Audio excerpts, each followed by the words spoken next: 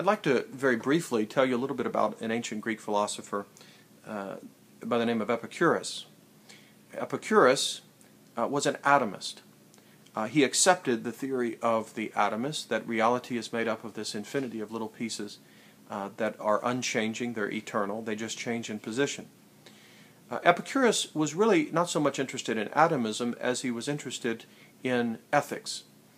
Epicurus was known as a theoretician, or someone who reflected on what is the good life? What does it take to live a good life? And Epicurus used the atomistic theory of reality, or metaphysical theory of atomism, that all of reality is simply atoms. He used that theory in order to justify part of his ethical theory.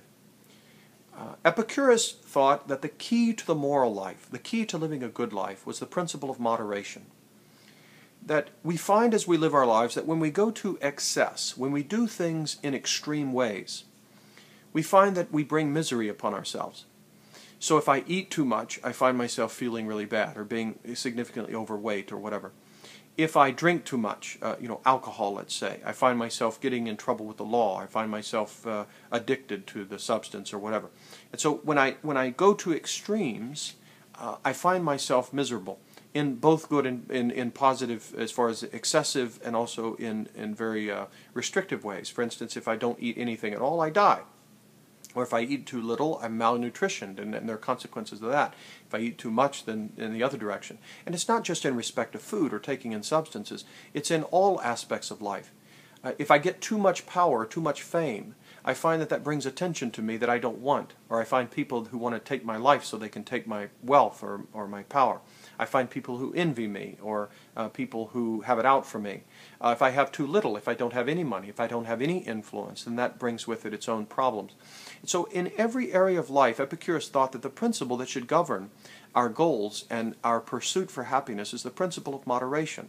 I should try to moderately experience life. And what that does is, even though it means that I have to temper my pleasures now, in other words, I can't go to excess now. I might want to eat as much as I want to eat at a buffet, or I might want to get all kinds of power and money and all of that now. But what I find is that if I choose the path of moderation, it will give me greater long-term satisfaction rather than short-term satisfaction. To eat as much as I can, or to get a lot of fame now, brings with it certain consequences that I don't want long-term. Even if I don't realize that now, there are things that I don't want long-term as a result of excessive accumulation of things to myself now, or there are also things that I don't want that would come with a very diminished experience of life. And so what I should strive for is continually to live in a state of moderation, and that will give to me the greatest amount of pleasure long-term. Now, Epicurus knew that one of the things that hindered, or in his mind, one of the things that hinders our long-term pleasure or moderate satisfaction with life is our fear of various things. Epicurus was very concerned about our fears. And one of the things that we fear, according to Epicurus, is the afterlife. We're concerned about what happens to us when this life is over. And so Epicurus thought that if we could somehow come up with a theory of things that would diminish the fear of the afterlife, then that would be a positive thing for current moderate happiness. So what he does is he takes the atomistic theory and concludes that if atomism is true, then everything, including the gods, are made up of atoms. The atoms configure together, and that's what I am. I'm a combination of atoms. The gods that exist, they too are combinations of atoms. So when I die, those atoms disperse, and there's no more me. And therefore there is nothing to fear of the afterlife, because this life is all there is. So if I can maximize moderate pleasure now, I don't have to spend my life worrying about the afterlife. You see, one of the consequences of atomism is materialism. If atomism is true, then all that exists are little pieces of matter that randomly and purposely bounce about in the universe and come together in various ways that are only temporary. Eventually those configurations will give way to other configurations, and I will no longer exist. So Epicurus used a metaphysical theory to support a certain ethical theory.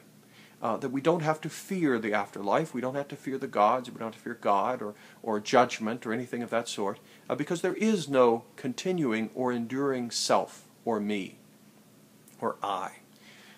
So that's in essence, the approach that Epicurus takes to the moral life, and he uses, as I say, a metaphysical theory to support that.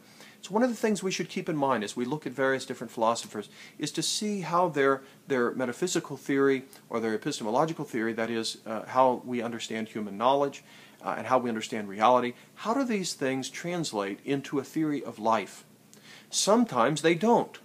And that, I think, shows up a weakness in some of these theories. How does one's understanding of reality and of human knowledge of the world, how does that translate into a way of living? What are the implications of that theory for what I will do with my life? That's the practical implications of one's theory. For Epicurus, the practical implications of the atomistic theory, the practical implications of atomism are that you should live your life just trying to maximize your own pleasure or your own happiness or your own fulfillment. In that sense, Epicurus' theory is a hedonistic theory. That is, a theory based on pleasure. But not just any kind of pleasure, not just sort of crass satisfactions of immediate desires, but Epicurus' theory was a more elevated understanding of human pleasure, that we should strive for the kinds of pleasures that give to us more long-term fulfillment rather than short-term. The reality is, and I think this is one of the valuable insights of Epicurus, the reality is that we all have to make choices in this world. And those choices may be between whether or not I want immediate satisfaction or gratification, or do I want more long-term satisfaction. So, for instance, someone may choose, or they're confronted with a temptation between perhaps their commitment to their spouse, let's say, and a temptation to have some fling for a day or for a week or for a month. And so they have to weigh at that point what may be for them a very serious existential struggle, and that is a challenge between what will I do with the immediate temptation or the desire for immediate gratification in this relationship over against the long-term gratification that comes with a committed marital relationship in which I am faithful to my vows.